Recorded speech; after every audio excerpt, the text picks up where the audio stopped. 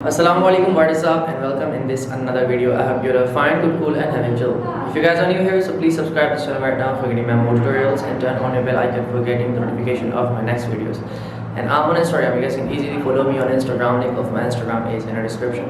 And for purchasing any kind of turban or sheep mark, you guys can contact to my own brand ADL. The WhatsApp number and Telegram number is given in the description. We deliver in all over the world. And in this beautiful tutorial, I'm going to show you that how can you tie a beautiful Amama Sharif that I'm tying right now. This is the contrast of maroon and white. So let's see how can you tie this beautiful Amama Sharif. سبيل الدموع سبيل مريح تنهد يا صاحي كي تستريح وغص الدعاء الخفي الصريح يسعك الفضاء الرحيم الفسيح.